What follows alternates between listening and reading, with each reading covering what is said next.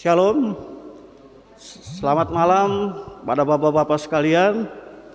Pada malam hari ini kita akan mengikuti ibadah Pelkat PKB, yang mana Pelkat PKB akan dibawakan pelayan firman oleh Bapak Penetua Richard Sama. Kita akan memasuki ibadah pada malam hari ini. Sebelumnya kita akan mempersiapkan diri kita. Kita akan menyanyikan Mars PKB sambil berdiri. Saya undang bapak-bapak sekalian untuk bangkit berdiri. Kita menyanyikan Mars PKB.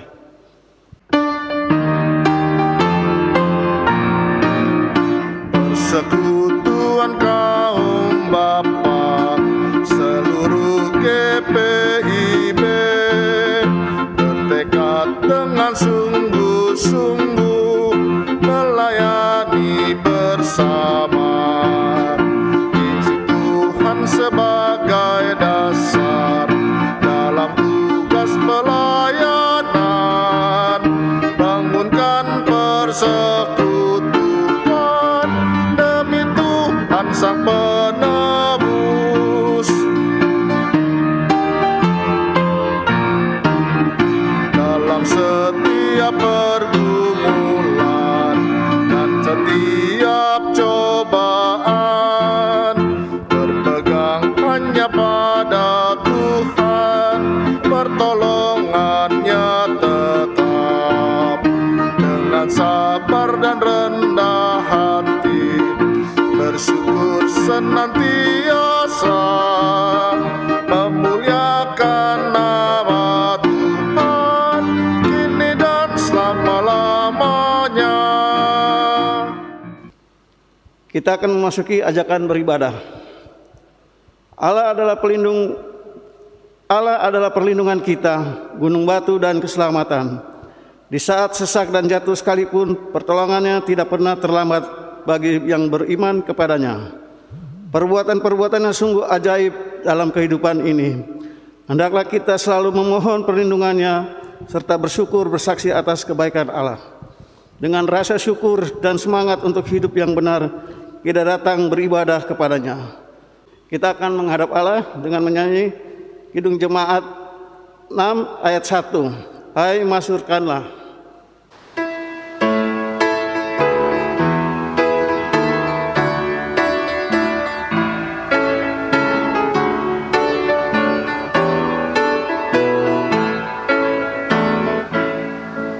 Hai masyurkanlah Allahmu kudus, besar namanya, maklumkan terus, agungkanlah Dia yang jaya megah, kekal dan mulia kerajaannya. Kita akan memasuki doa pembukaan untuk ibadah kita pada malam hari. Mari kita berdoa. Puji dan syukur kami panjatkan kehadirat-Mu ya Tuhan, yang mana pada malam hari ini kami persekutuan kaum bapa bersama-sama akan mengikuti ibadah persekutuan kami ini Tuhan. Kiranya Tuhan berkati akan ibadah kami pada malam hari ini Tuhan. Biarlah ibadah ini boleh menjadi kudus bagi kami dalam pelayanan kami Tuhan. Berkatilah ibadah ini dari awal pertengahan hingga akhirnya Tuhan, boleh menjadi kehendak-Mu saja. Tuhan berkati akan yang pelayan firman akan yang memberitakan firman-Mu Tuhan. Biarlah firman-Mu Tuhan akan menjadi pedoman dan kehidupan kami hari lepas hari. Amin. Kita akan masuk dalam Mazmur pujian sambil berbalasan, terambil dalam Mazmur 7 ayat 2 sampai dengan 3. Ya Tuhan Allahku, padamu aku berlindung. Selamatkanlah aku dari semua orang yang mengejar aku dan lepaskanlah aku. Supaya jangan mereka seperti singa menerkam aku dan menyeret aku dengan tidak ada yang melepaskan. Bapak-bapak, saya persilakan duduk. Kita akan menyanyikan Kidung Jemaat 6 ayat 2. Ai masyurkanlah.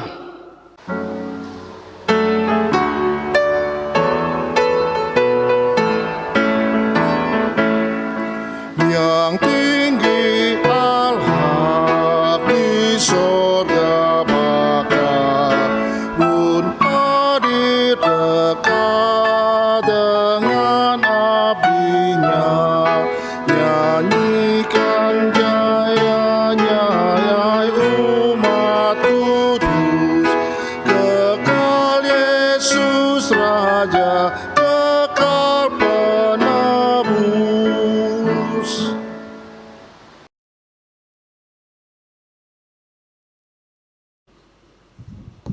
Bapak-bapak yang terkasih dalam Tuhan Yesus, kita akan masuk dalam pelayanan firman.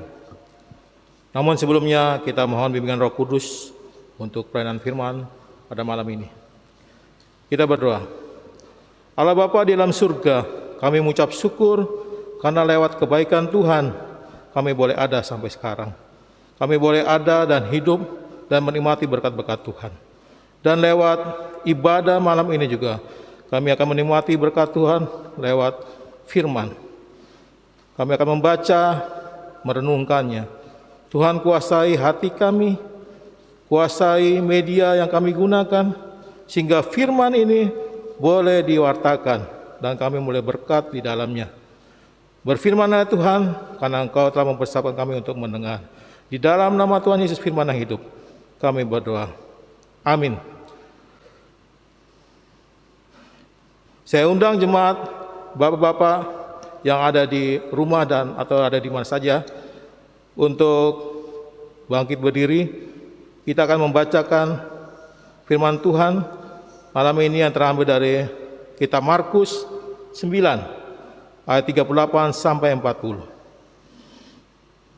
Markus 9 ayat 38 sampai 40.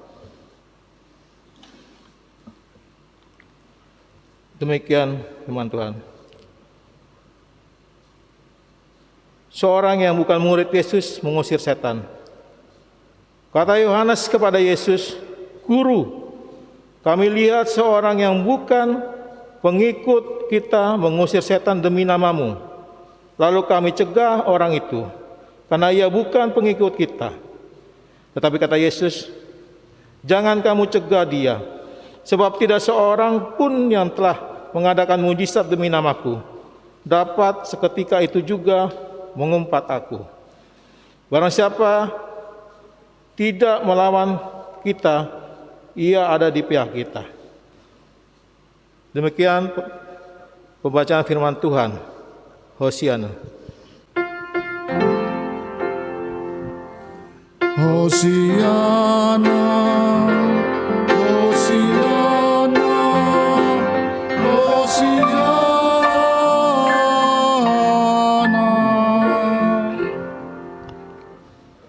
Bapak-bapak yang terkasih dalam Tuhan Yesus, Shalom. Jumpa lagi kita dalam media streaming ini, dalam ibadah keluarga, ibadah persekutuan kaum bapa di malam ini. Pelayanan pembacaan kita pada malam ini terambil dari kitab Markus 9 ayat 38 sampai 40. Sebelum kita masuk dalam renungan, alangkah baiknya kita mengetahui latar belakang daripada kitab Markus ini. Kita tahu bahwa kitab Markus ini ditulis oleh Markus sendiri. Kitab yang paling singkat dari kitab Injil, 4 kitab Injil. Matius, Markus, Lukas, Yahya. Dan kitab Markus ini paling singkat bercerita tentang Injil tentang Yesus.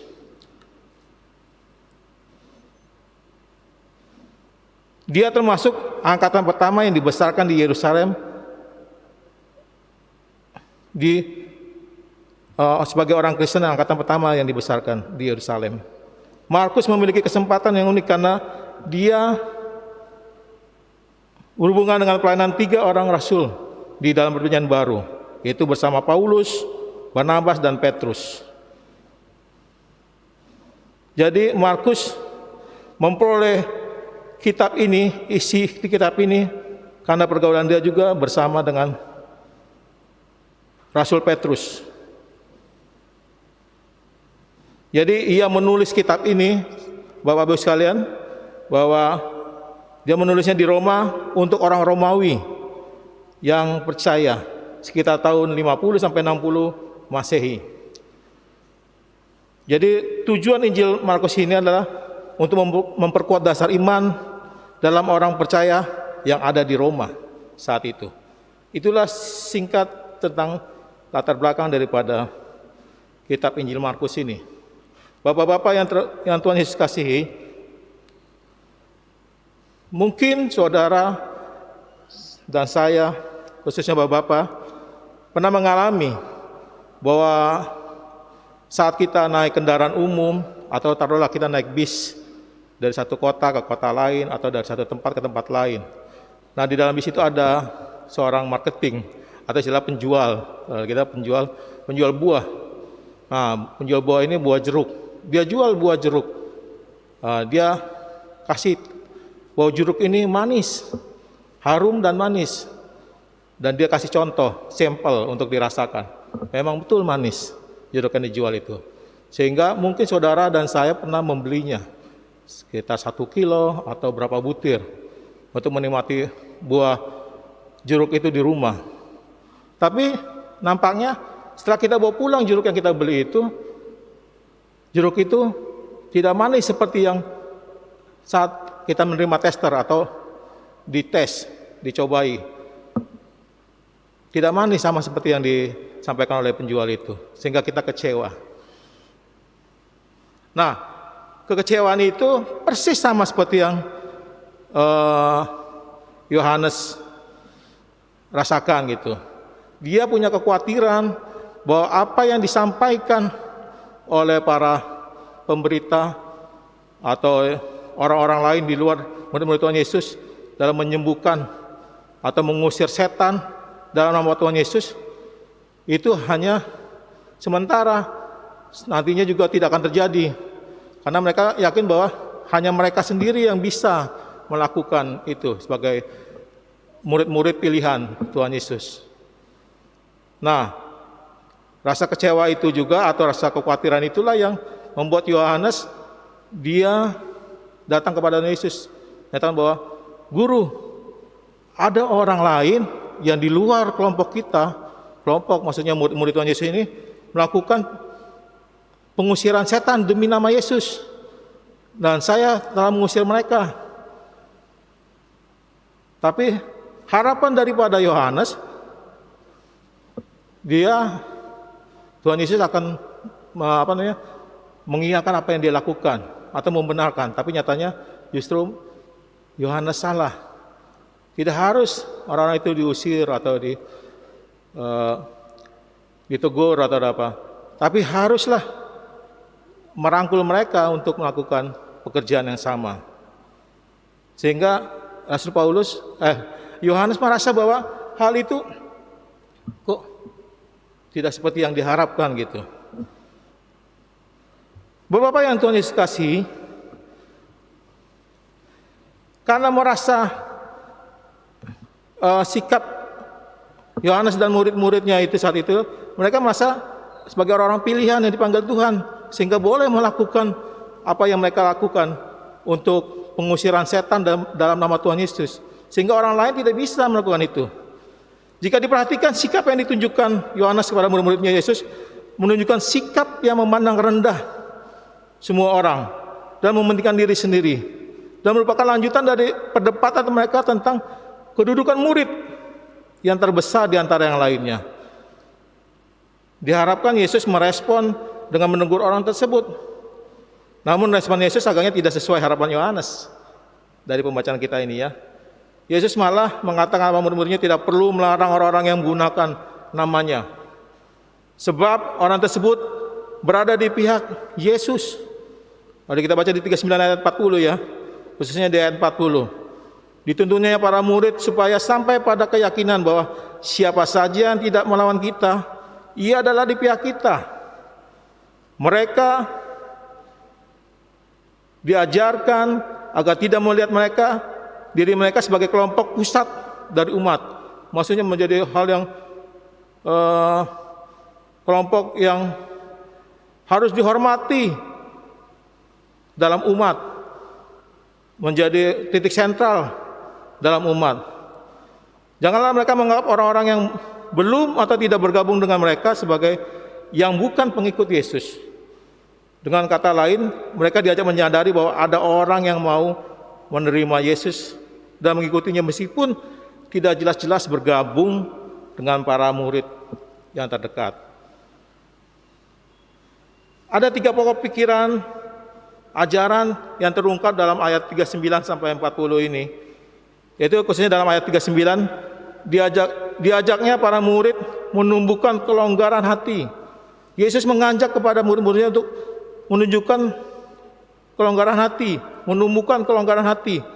Dikatakannya ini tentang orang yang mengeluarkan setan tapi bukan mengikut mereka. Jangan kamu cegah dia, sebab tidak ada seorang pun yang telah mengerjakan mujizat demi namaku dapat seketika itu juga mengumpat aku. Bagi Yesus, orang itu jelas menjadi pengikutnya. Para murid Yesus juga paling dekat sekalipun diminta agar longgar hati menghargai keberagaman. Bapak-bapak yang Tuhan Yesus kasihi, tak usah mereka merasa terancam bila orang yang mengerjakan hal serupa walaupun tidak bergabung dengan mereka. Selanjutnya ada imbauan dalam ayat berikutnya kalau kita baca di ayat 41, agar para murid memandang diri dengan cara yang benar. Saudara-saudara, Bapak yang terkasih, akhirnya para murid diminta dalam ayat berikutnya 42 yang tidak kita baca pada malam ini, agar memiliki rasa tanggung jawab yang besar terhadap orang-orang yang hendak mengikuti Yesus secara tulus. Buruk sangka merupakan salah satu sikap yang tidak terpuji. Buruk sangka boleh jadi merupakan awal timbulnya dengki dan iri hati. Buruk sangka dapat menimbulkan perbantahan, percecokan, perselisihan, pertengkaran, dan permusuhan yang tidak mudah berakhir. Jadi saudara-saudara, bapak-bapak yang Tuhan Yesus kasih, dimanapun bapak-bapak berada, pembacaan malam ini mengajarkan kepada kita tentang 3 hal, menganjurkan kepada kita tentang 3 hal. Pertama, kita dianjurkan jangan sombong rohani, baik pribadi maupun kelompok, yang seperti dikelihatan yang dinampakkan oleh murid-murid Yesus, Yohanes dan murid-murid, yaitu sombong rohani.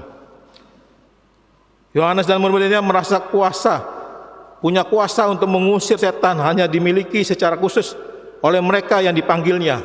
Kalau kita baca di Matius 6 ayat 7, itu juga mau menjelaskan bahwa mereka sombong rohani. Mereka merasa punya kuasa untuk mengusir setan demi nama Yesus. Hanya mereka, kelompok mereka, yaitu murid-murid Tuhan Yesus, Yohanes dan murid-muridnya. Terus kedua, yang Tuhan harapkan kepada kita untuk membuka diri untuk kebaikan, jangan jadi penghalang atau menganggap rendah orang lain dalam pelayanan. Mereka tidak mau membuka diri untuk kebaikan, justru menjadi penghalang orang lain untuk melakukan kebaikan, dan lebih lagi menganggap rendah orang lain. Nah, dari pembacaan ini, kedua hal Tuhan boleh ajarkan kepada kita.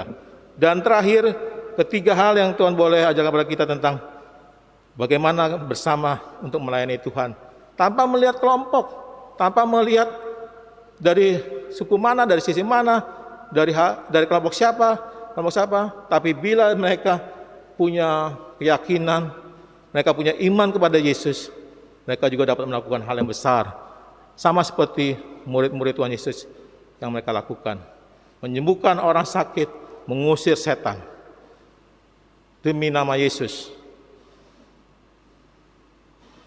Saudara dan saya diingatkan untuk satu hal, ada ketakutan Yohanes dan murid-muridnya saat itu. Kenapa?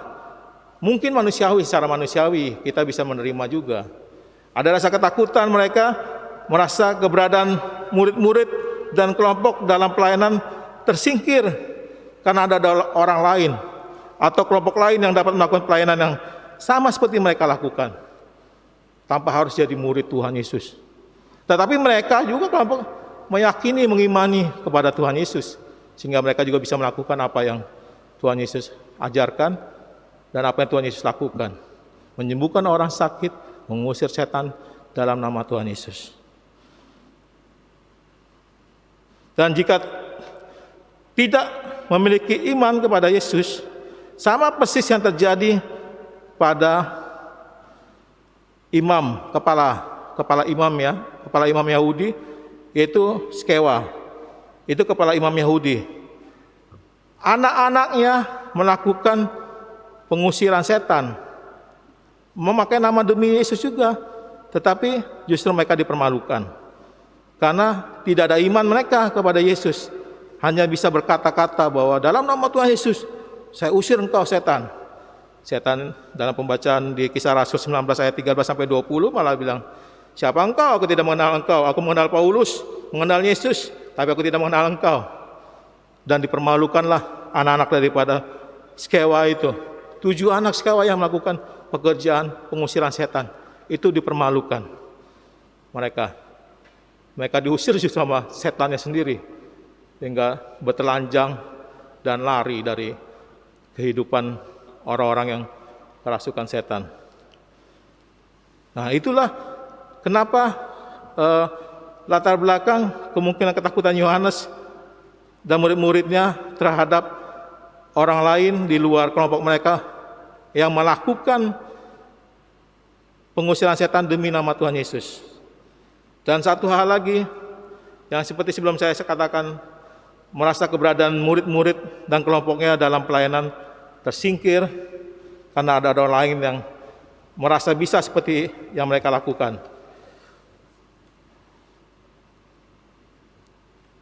Perasaan atau kekhawatiran ini yang dirasakan oleh Yohanes dan rekan-rekan mungkin juga sama seperti yang cerita penjual jeruk itu ya. Kita yang menerima khawatir nanti apa yang kita terima itu tidak sesuai dengan apa yang kita rasakan, jeruk yang kita rasakan. Dan yang kita bawa pulang itu tidak sama seperti yang kita rasakan, jeruk yang awalnya kita beli, kita rasakan itu. Jadi yang bersaksi itu, penjual itu bohong. Itulah kekhawatiran daripada Yohanes terhadap orang lain di luar kelompok mereka yang dapat melakukan penyembuhan orang yang terkasukan setan. Dan terakhir, kita tahu bahwa akhir-akhir ini Rusia dan Ukraina perang.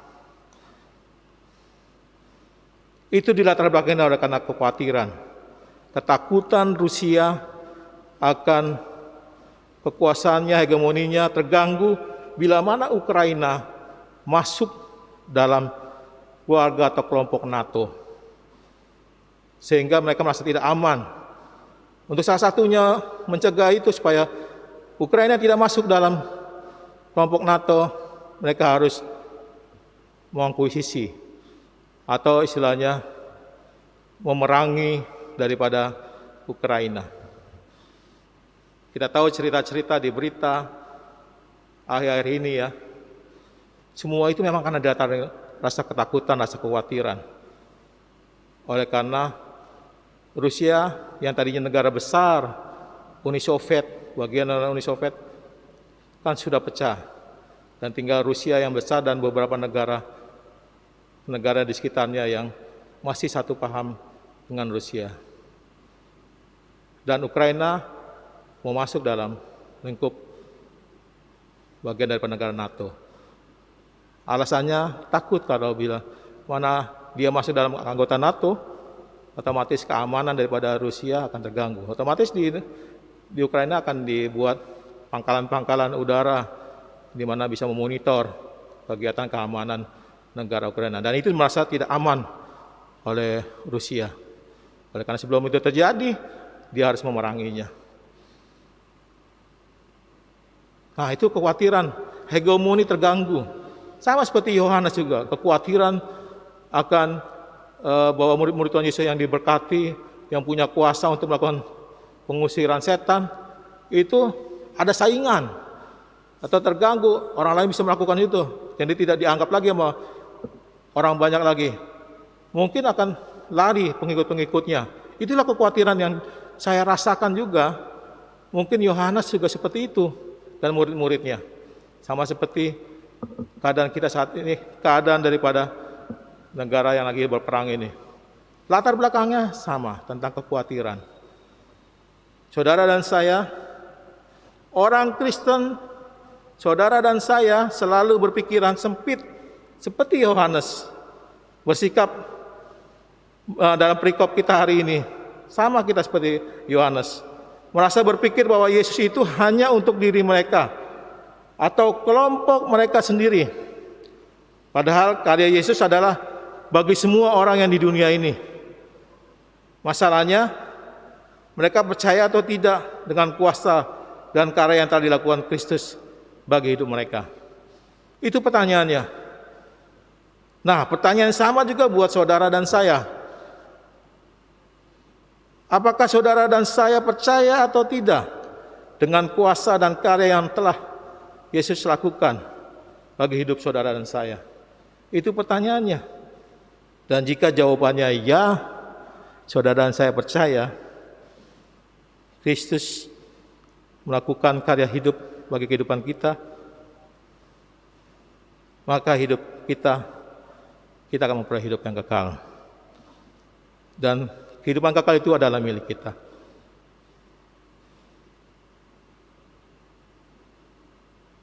Demikian firman Tuhan.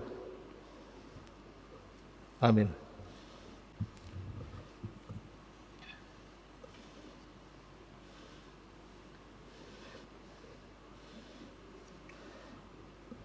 Sebagai respon firman Tuhan, kita menyanyi dari Kitab Bakti 254 ayat 1 dan 2. Apakah kau mau jadi pemenang?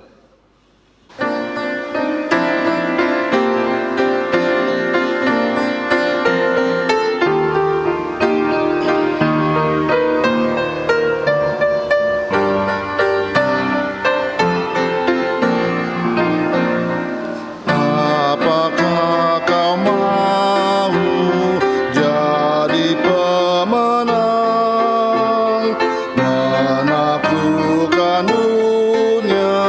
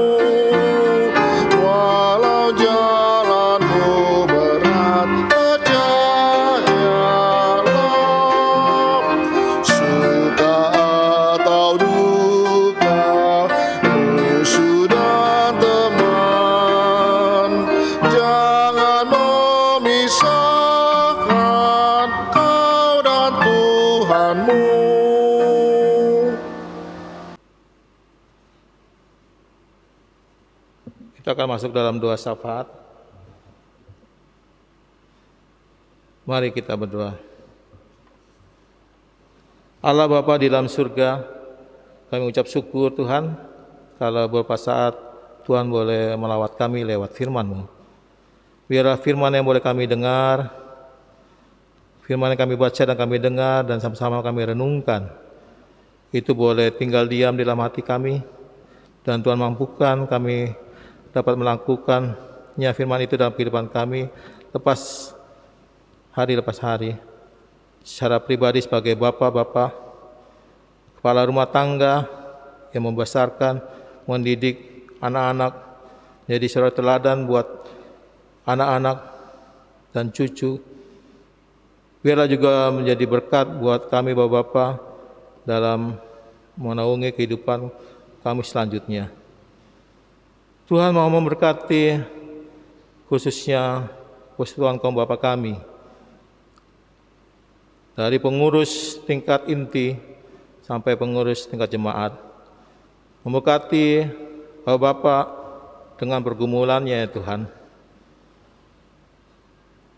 Biarlah Tuhan memberkati dimanapun kami berada dalam pekerjaan, pelayanan, memampukan kami untuk menjadi berkat bagi keluarga kami, membawa berkat bagi keluarga kami. Itu pun berkat-berkat yang menjadi bagian dalam kehidupan kami dalam membesarkan, mendidik anak-anak juga, sehingga kami boleh menjadi bagian hormat dan kemuliaan nama Tuhan lewat berkat-berkat yang kami terima. Bapa dalam surga, kami berdoa untuk program kerja daripada para pengurus, baik tingkat jemaat maupun di tingkat sektor.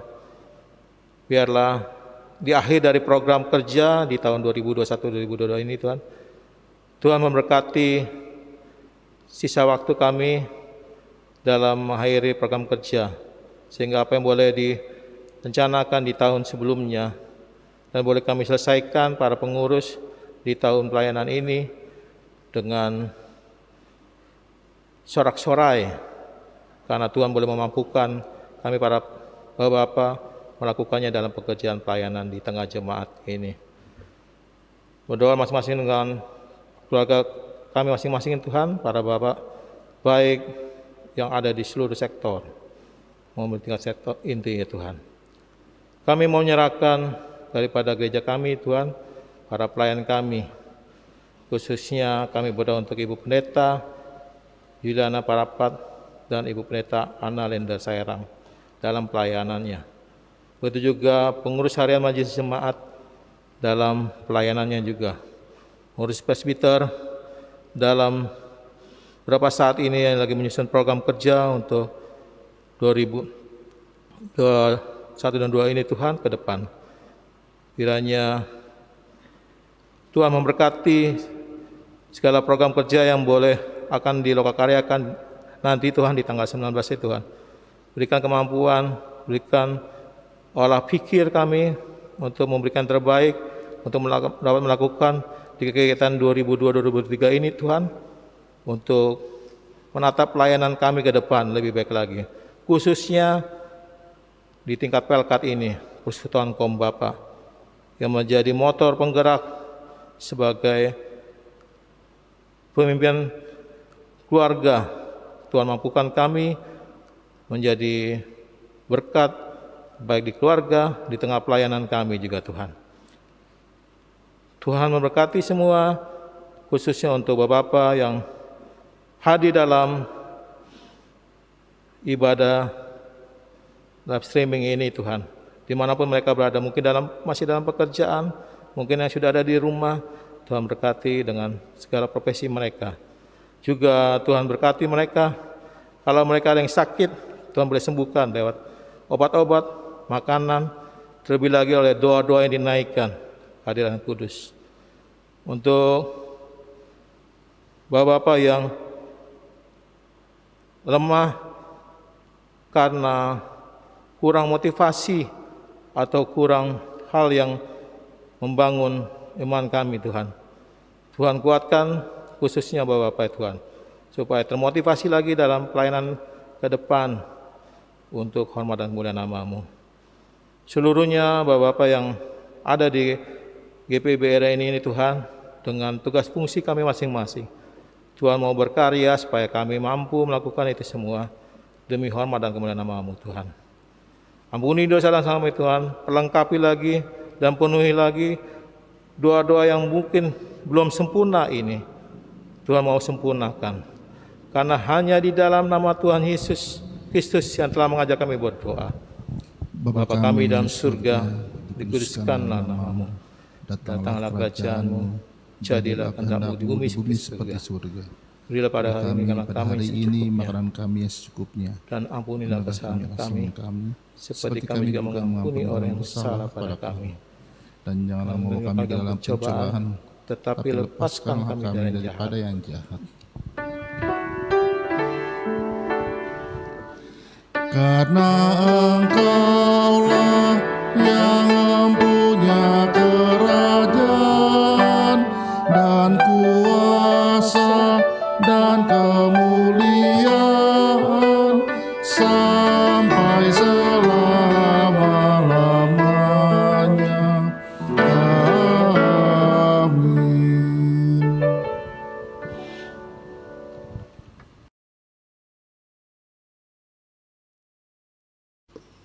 Kita akan memasuki pengucapan syukur. Mari kita ajakkan bersyukur. Marilah kita bersama-sama membawa persembahan kepada Tuhan dengan penuh sukacita dan untuk kemuliaan-Nya.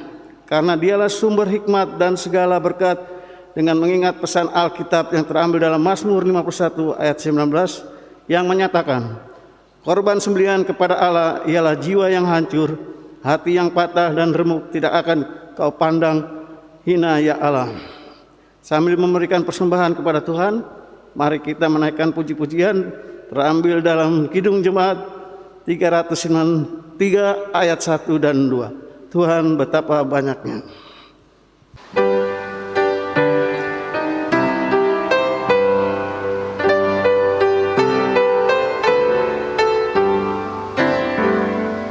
Tuhan betapa banyaknya berkat yang Kau beri, beristimewa rahmat-Mu dan hidup abadi. Terima kasih ya Tuhanku atas keselamatanku, padaku telah Kau beri hidup bahagia abadi.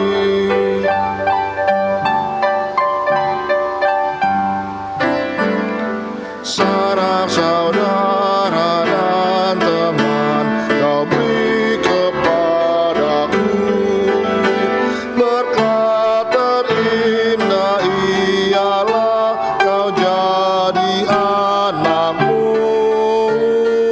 Terima kasih ya Tuhanku atas keselamatanku, padaku telah Kau beri hidup bahagia abadi.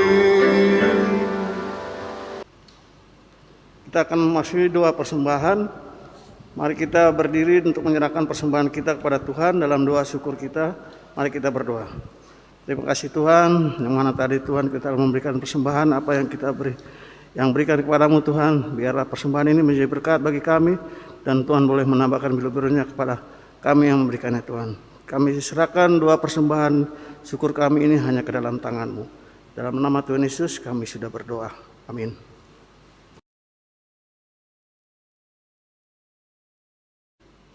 Kita akan masuk dalam amanat pengutusan.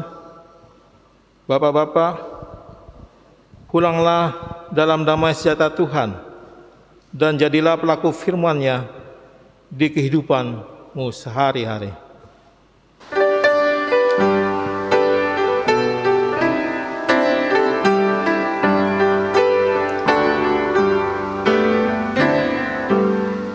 Kudaki jalan mulia, tetap doaku inilah, ke tempat tinggi dan teguh Tuhan mantapkan langkahku. Ya Tuhan, angkat diriku lebih dekat kepadamu di tempat tinggi dan teguh. Tuhan, mantapkan langkahku.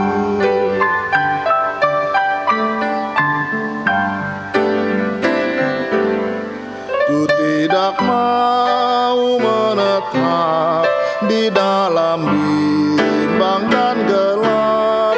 Rinduanku, tujuanku, tempat yang tinggi dan teguh.